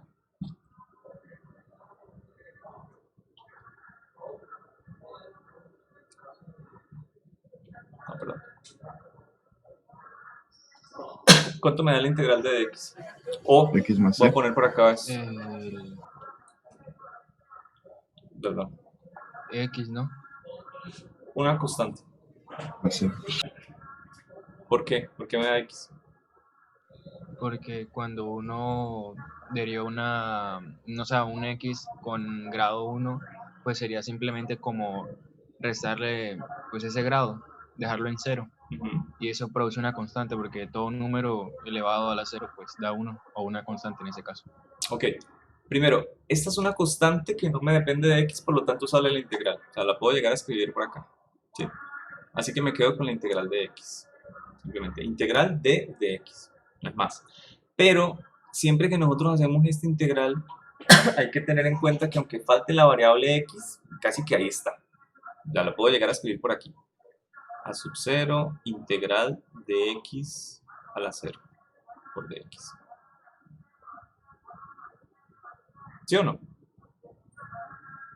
Porque ¿qué pasa cuando yo elevo algo a la 0?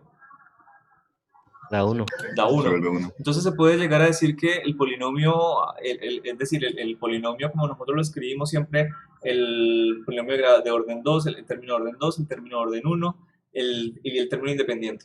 Pues el independiente siempre tiene el x a la 0.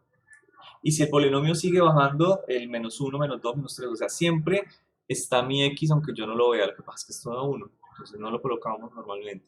Bien, ¿qué pasa con las reglas de la integral? Cuando tenemos 0, aquí me dice que tengo que elevarlo a la n más 1, es decir, me va a quedar x a la 1, x, y me queda debajo dividido por n más 1, o sea, sobre 1. Cualquier cosa que yo divida sobre 1, me sigue dando lo mismo. Resultado de esa integral, x.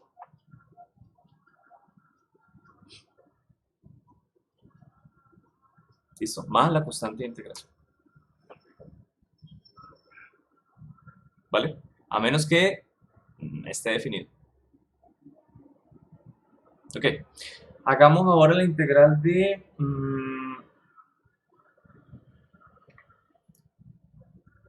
o más bien miremos por aquí algo sencillo.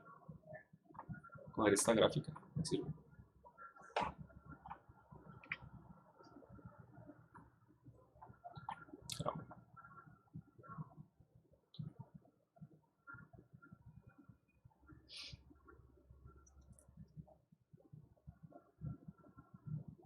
Nos compliquemos la vida.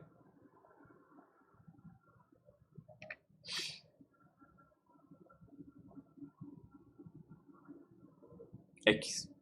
¿Por qué no? Ok, hagamos la integral de esa gráfica, de esa recta para hallar el área bajo la curva.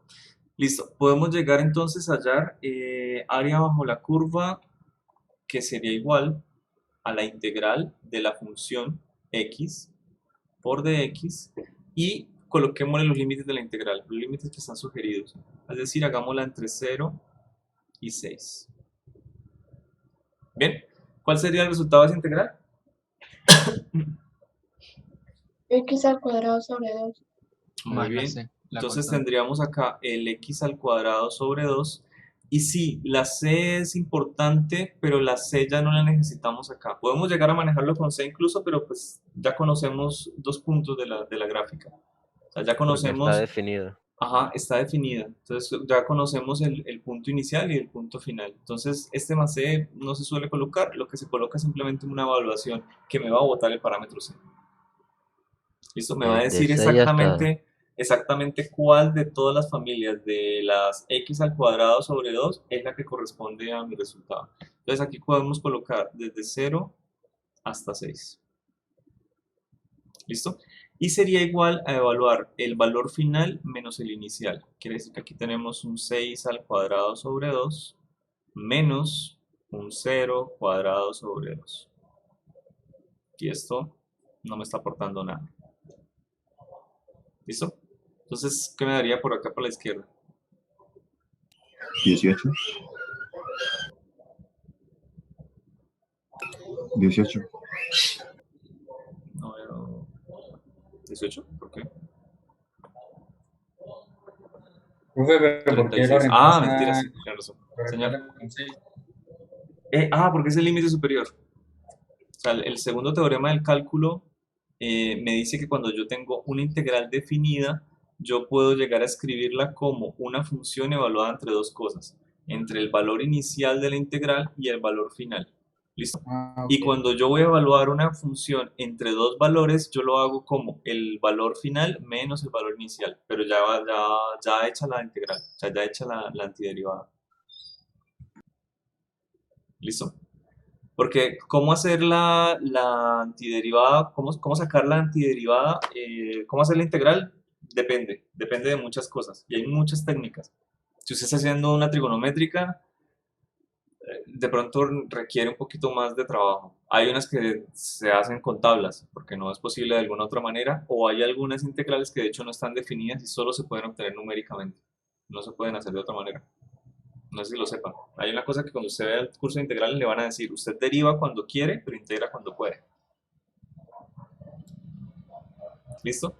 La derivada siempre es sencilla de usar, siempre es sencilla de calcular, pero la integral no. La integral sí ya depende. Ok. Bueno, acá vamos a obtener entonces mis 18 unidades. Listo. Ojo, desde el inicio yo estoy diciendo que estoy hallando el área bajo la curva. Quiero hallar esta área bajo la curva de una manera geométrica, simplemente para comprobar. ¿Cómo lo haríamos?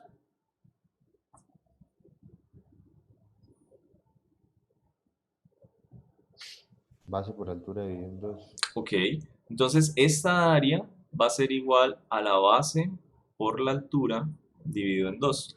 ¿Qué sería mi base? Las 6 unidades que hay desde acá hasta acá.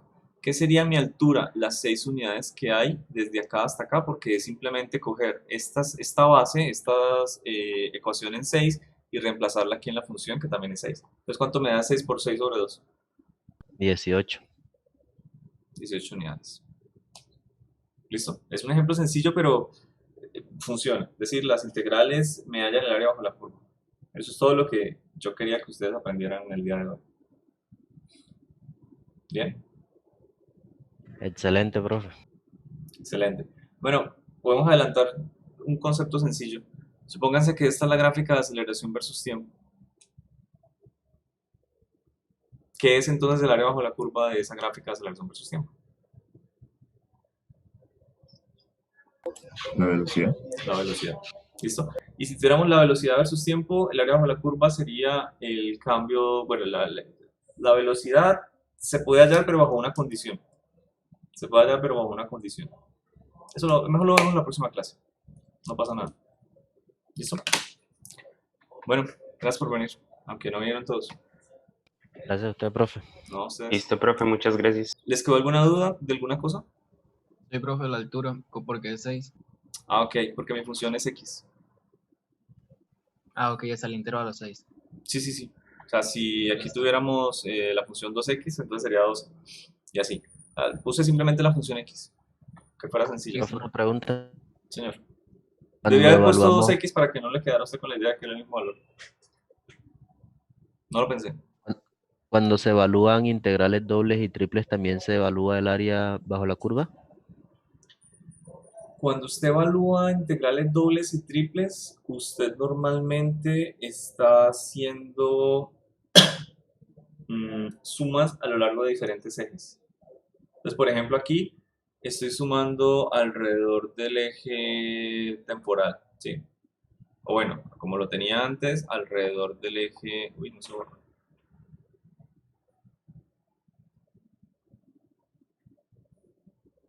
Alrededor del eje X y f de X. Bueno, aquí.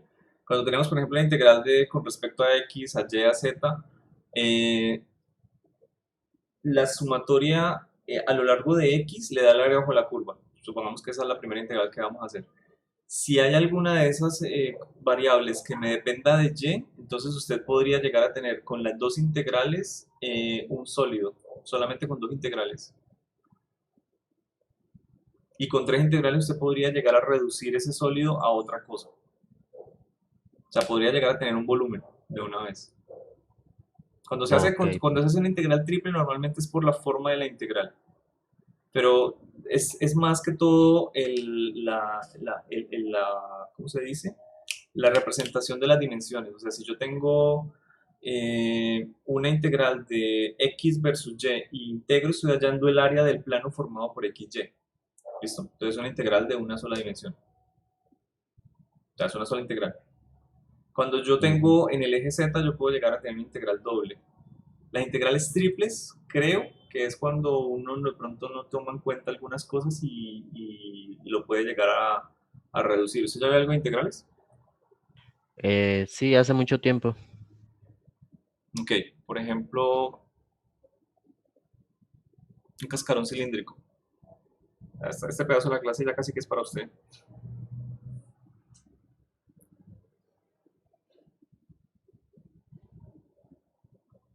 Sí, algo por el estilo. Sí.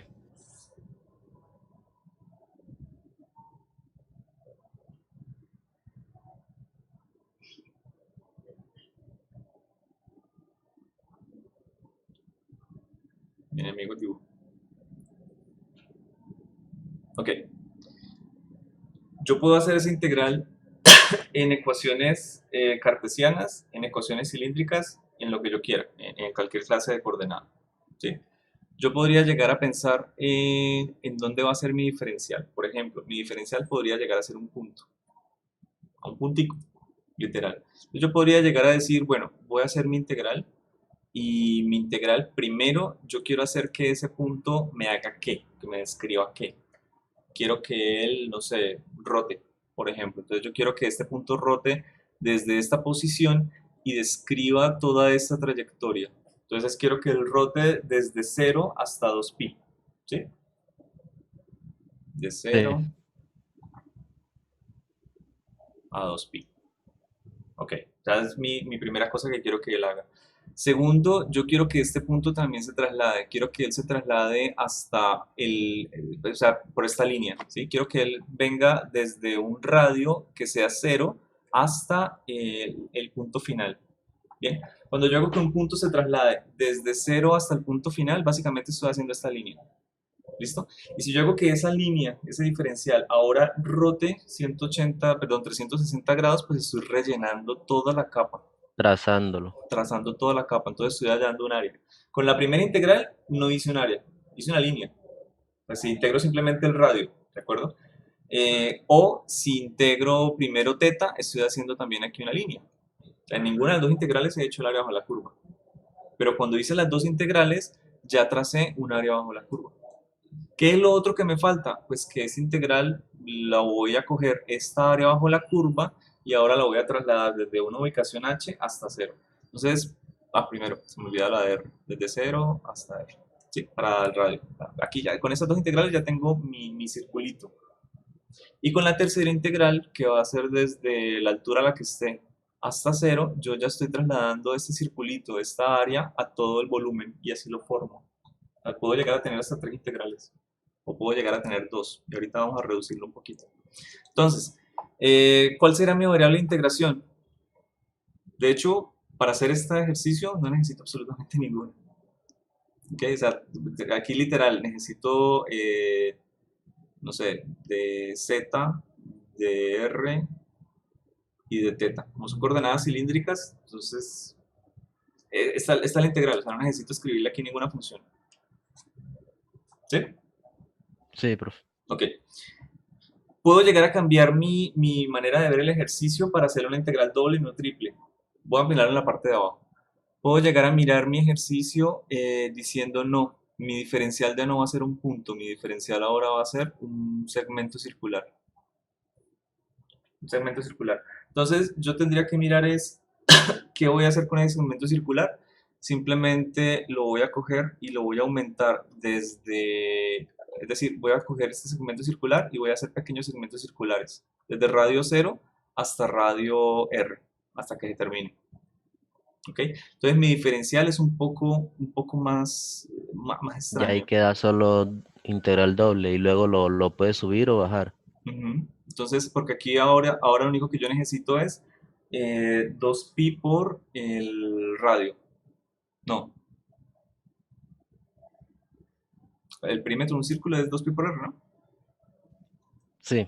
Ok, 2pi por R, por d teta y por dz. Y no más. Eso es todo lo que yo necesitaría. Perdón. Ok. De teta no, de R y de Z.